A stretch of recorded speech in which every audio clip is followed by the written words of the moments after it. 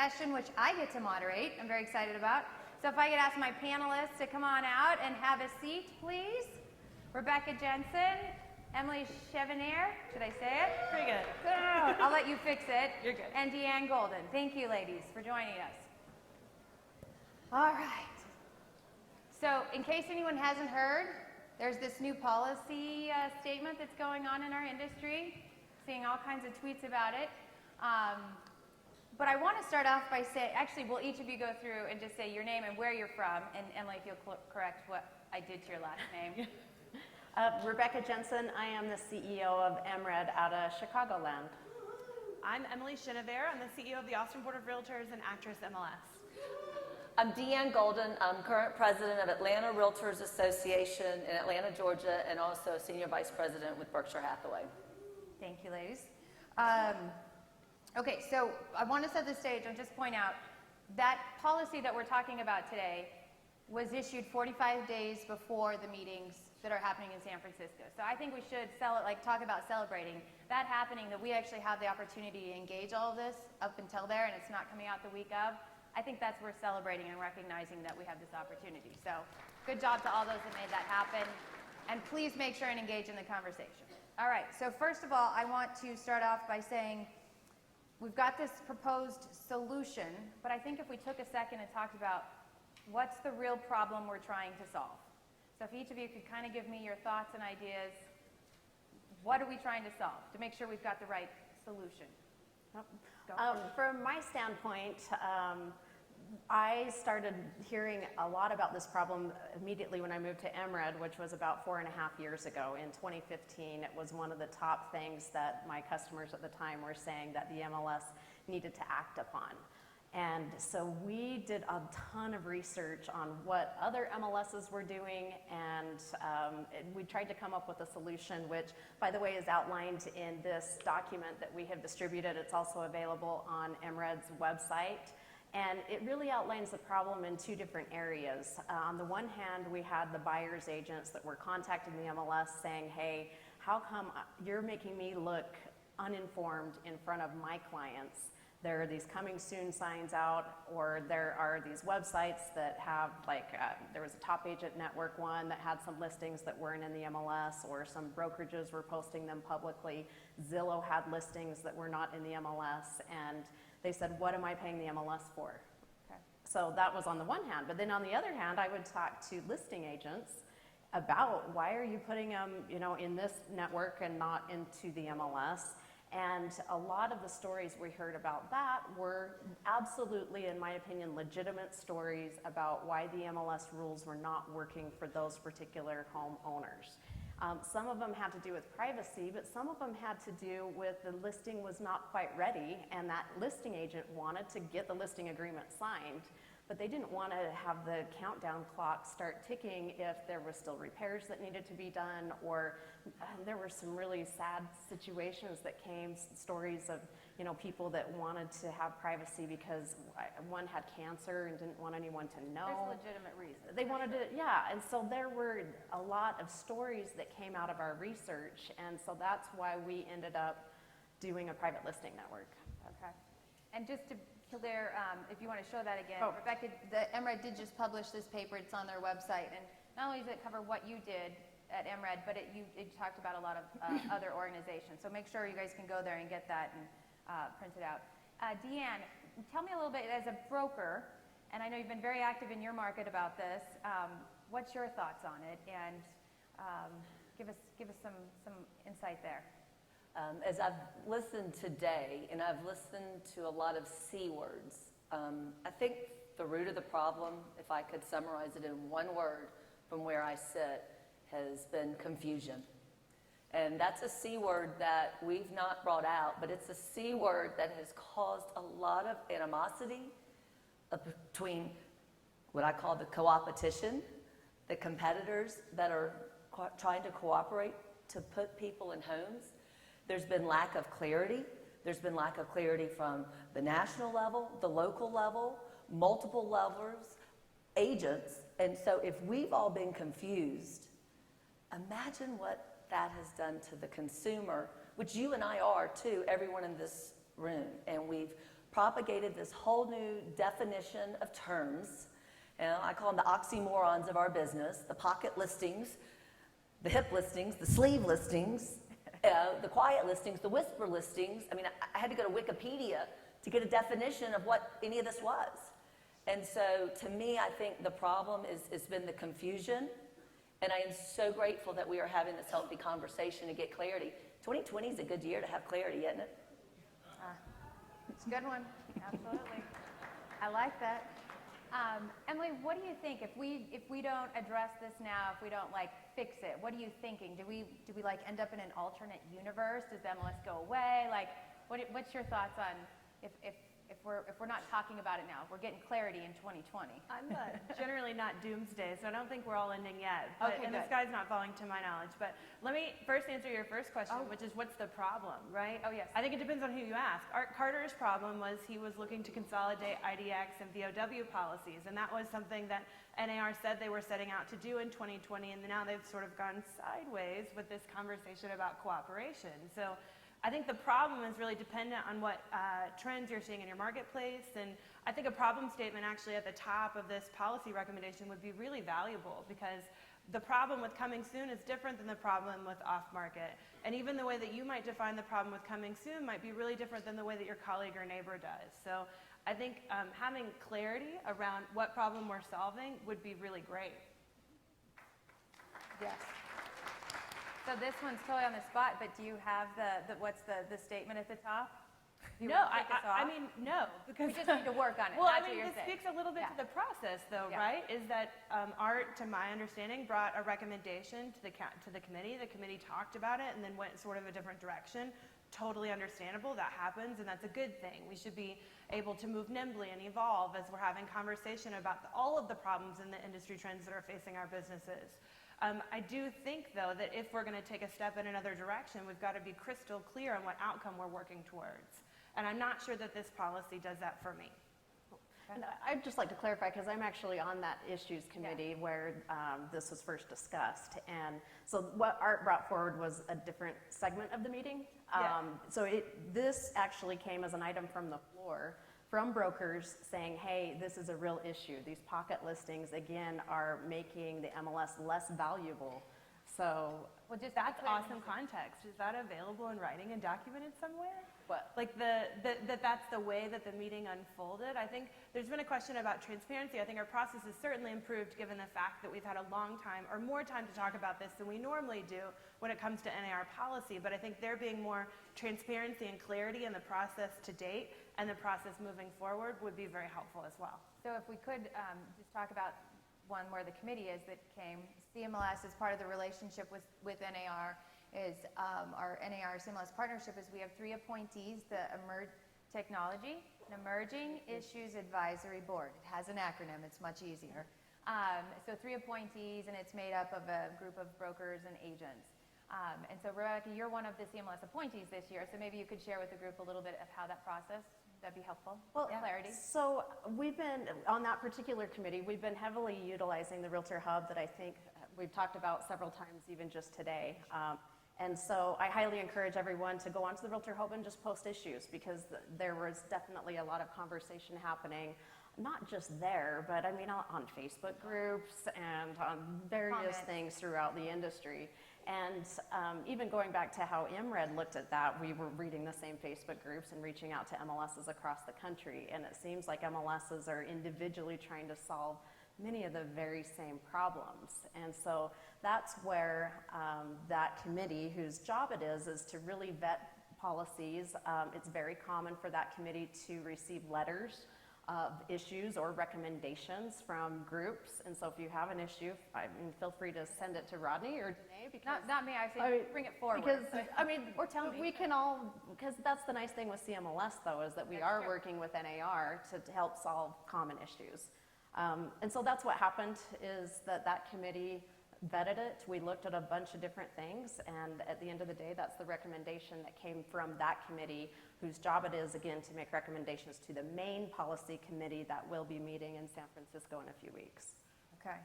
All right, so I think we've talked a little bit about the problem, and now if we dive into the specifics of the solution on clear cooperation, Deanne, I think you did tell me that your license plate says what? Coming soon in the Peach State. Head appraiser in Georgia gave me a license plate, and it's not a real one, but he sent it to me, and I guess I've gotten kind of known as an advocate for this.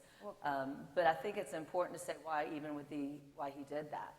Is because, in a market like Atlanta, where 5% of every 15,000 appraisals that he has done this past year, he had a challenge comping it out. He had a challenge addressing appreciation in markets because he didn't have access to the data, which I've heard data so much today. And so in our world, it goes beyond the agent that if we're spending in NAR's last home buyer and seller report, the average buyer, the average person wanting to open a door and have a home for themselves and their family and their loved ones, if they are going at least 10 weeks and narrowing it down to 10 homes to go into the homes after we've done all the data and all the searches and all the amazing things that you do, when we're putting the heart and soul of the American dream into the houses, and then we drop them off and they call us only to say, but Deanne, why didn't you tell me about those 4 properties? Or I drove by on the way to dinner and I saw these signs, and we've spent 3 days with you and you're supposed to be the expert. And I pulled out the last NAR home buyer and sellers report, and our charge is really simple. It's to help buyers find the right home. That's what they want, right? They want to know. They want to know what properties are out there, and they want to find it, and they expect us to help them. The seller wants us to sell their home. They want us to do it right. And then the biggest, what they really expect from us is the same thing they've asked for us always, is trustworthiness. And if that trust and that confidence in what we're doing is hindered because of policies, compliance, governance, rules, we have to play fair. We have to have those. Don't get me wrong. But it's come to a time where I'd also ask each of us in this room, while we're thinking about the mechanics, to think about the consumer, that you're helping them start a new chapter, find a new place, a new community.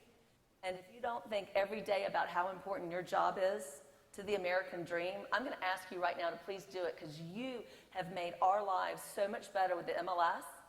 And I'll close out on this, but I brought an MLS book because I want to show how important you've been to me. This is from 1978, the year my mother got licensed. I'm a second-generation realtor. You've been our guide. You've helped us guide people home.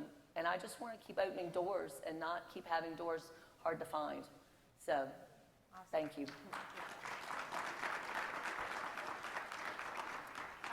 Emily, you guys have had, as I understand it, a pretty, it's happening a lot in your market. We keep things weird in Austin. Yes, that's right. That's the city. We were there a couple years ago. Yeah. And we had fun with that.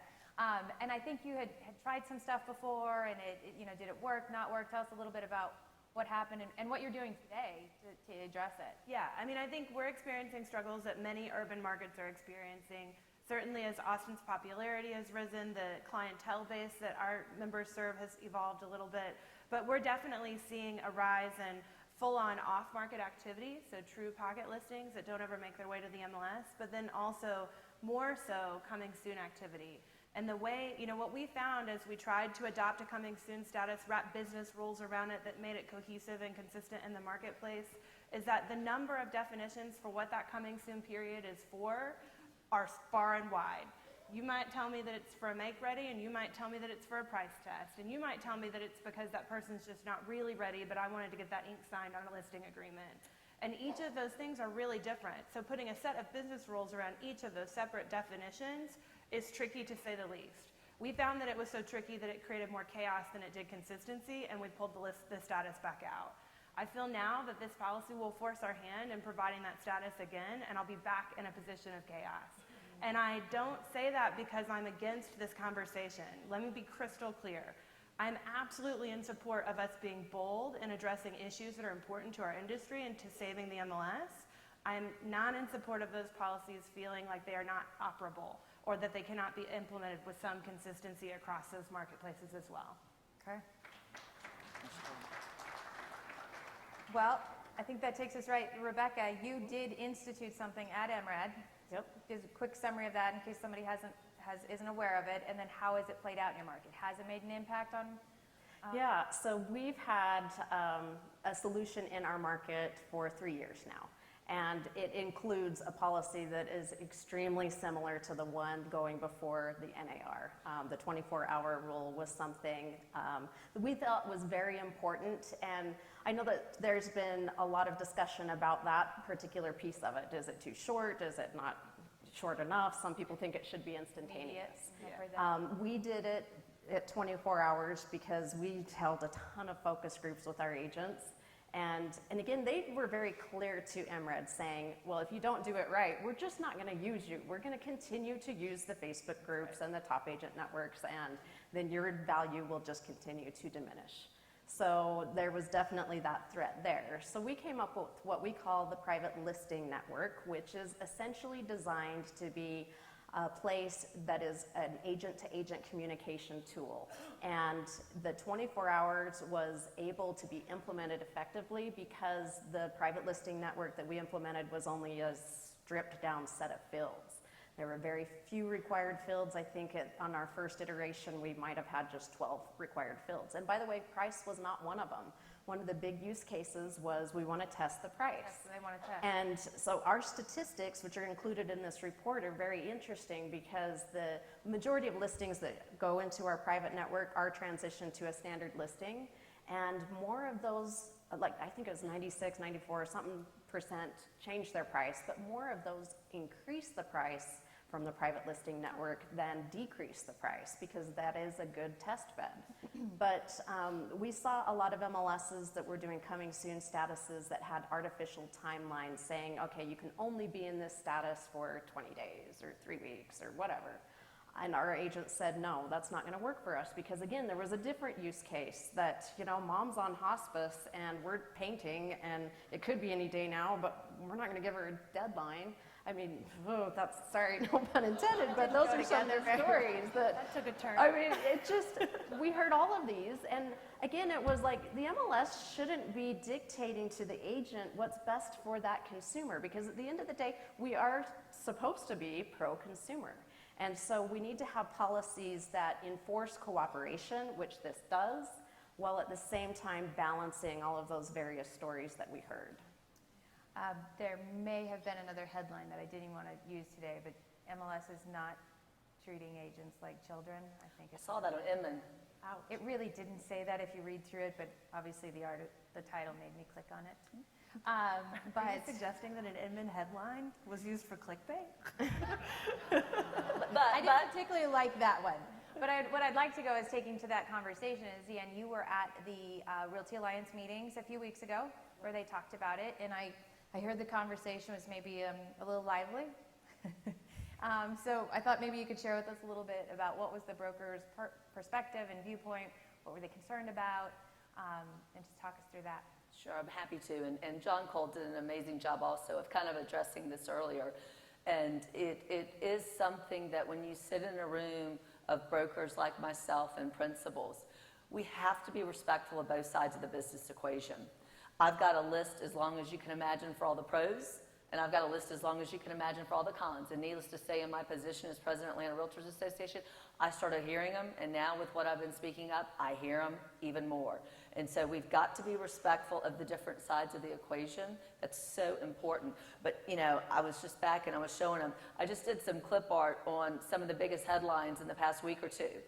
And I think if I could ask one thing, I want the MLS, I want the brokers, I want us to own these headlines and tell the story to the consumer that we want them to know about how committed we are to earning their respect and helping them with the next best move and guiding them home into making the best investment. And when you start to talk to consumers, and this was something that came out in the Realty Alliance, and so I'll summarize it with that, was we really did get to the heart of the issue. If we're confusing the consumer again with what we're doing, then we're not doing our job and what we have committed, particularly under the Code of Ethics, those of us that are realtors, are doing. And in Realty Alliance, and you know, I think we are so excited that we are ready to get this out. I've been on task force since 2013, and I'm ready to at least have this conversation, and not just when the market rebounds just a little bit, we look the other way, Because now, there's a few more listings and, oh, it's gone away, it's fixed itself. It hasn't until we do something about it. And so in Realty Alliance, they were so supportive that this conversation is being had, heard, decisive action is being taken. A letter that John mentioned was sent in support. We are going to ask you for consideration about the 24 hours. Again, because when you're a broker, it is very hard to get up from that seller's table and the next 24 hours have the sign, have the photos, have everything. And then if we are going to be able to have a wonderful coming soon status, which in the right way, it is a beautiful thing to allow the reality of what we do to get the home ready, to be there. But in my world, the 44,000 members of FMLS can see it, we know it, our credibility isn't shot because we don't know what's out there. And I will just close with one other thing. If there's one other ask, is you go back, engage your local leaders, engage your state leaders. That was one thing that was on my docket as president of Atlanta Realtors, was if I was confused about this, I knew my people were. And we went and got the leaders of our MLS, we got the Georgia Real Estate Commission, we got the head of the Georgia Appraisal Board and a very big spokesperson, and the GAR Legal Counsel, and we started talking about this. And we did hot topics panel to educate our agents so that they could be better amplifiers and not filters of what we're trying to do.